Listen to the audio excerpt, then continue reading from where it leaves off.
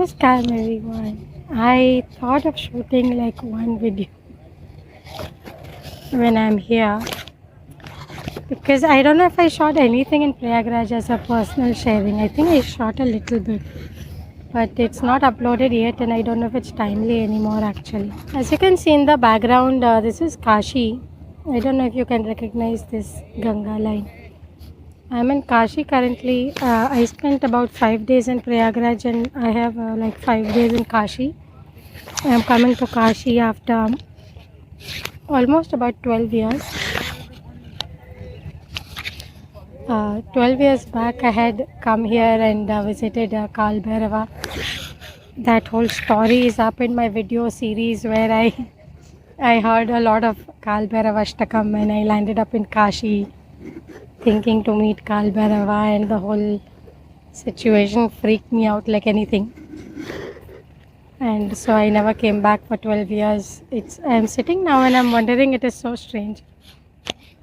Especially because I was feeling so connected to Kaal Bhairava all this time.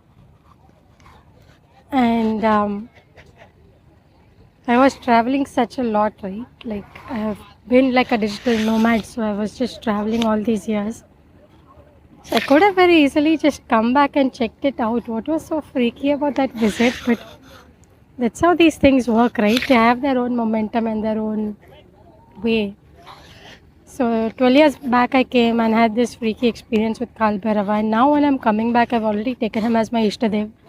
I have had so many experiences. I've put up all the videos on YouTube channel and had just such a lot of deeper relation with him. And yesterday out of the blue I just came across the line to his temple and it was so small.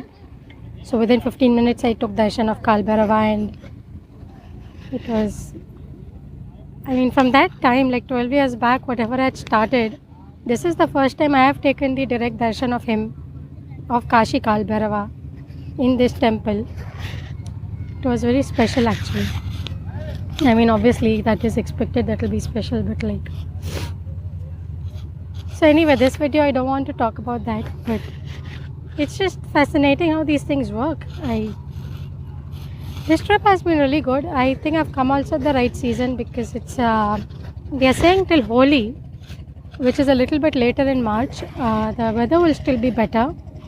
So I've got a reasonably good weather. Like right now the time is 3 o'clock, and when I'm sitting in the shade it's quite comfortable. Obviously if I go in the sun it's a little bit hot.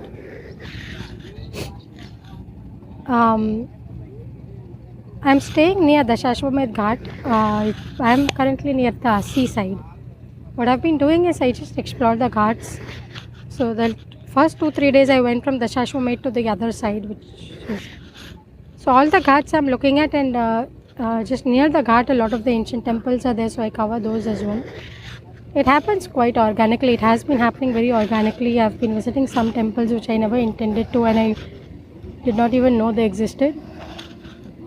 And some of the others I've done my research and I've come and I've made use of those temples, and some others I've simply visited impromptu because they came on my road.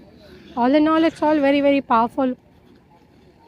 People come here and they fixate about getting the Kashi Vishwanath Darshan or even Kaal Bhairava or even Annapurna Devi or specific darshans like that. But the thing is, like, the kind of temples that Kashi offers, apart from these main ones, those temples itself are like big treasures for us. Like we who stay in a city, or you know, unless we come from the cities like Ujjain and all, which also have their own set of temples, like for us any of these other 20,000 temples in Kashi are like a big treasure. So I don't understand this fixation of people for a visit to Kashi Vishwanath or something. I'm not saying don't visit, you visit, but like you can't be spending 10 hours in line for that temple when there are like so many powerful temples you could be making use of.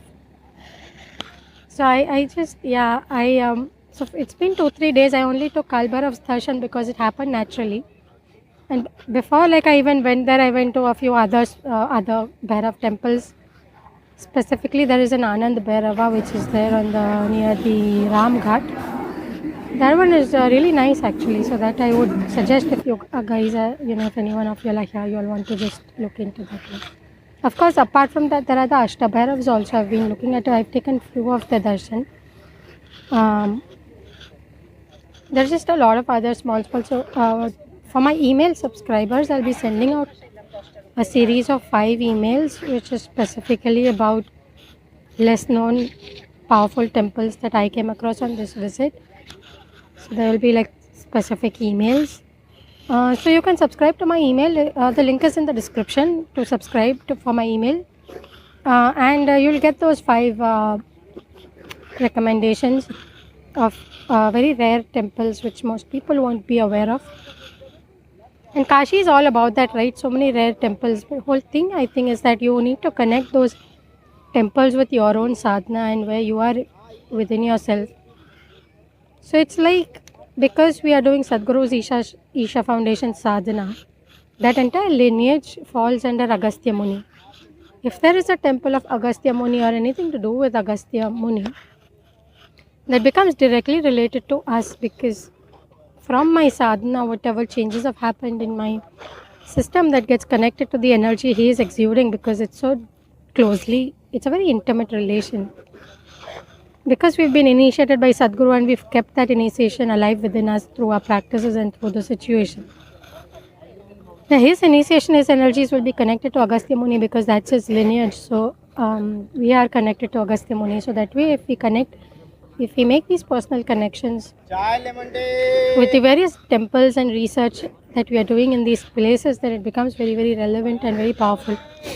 Another way, of course, is that people will read the scriptures. Like you could start reading the Kashi Khand or some of the scriptures, and then come and visit those specific temples and connect it to the stories of the scriptures. Those are other ways of connecting to these places. So I think taking up something before you come for the visit, either it is to read a scripture or to do some sadhana or something, and then kind of visiting the temples related to that particular sadhana that you have done. That is, I think, a very powerful way of being in this kind of a kshetra.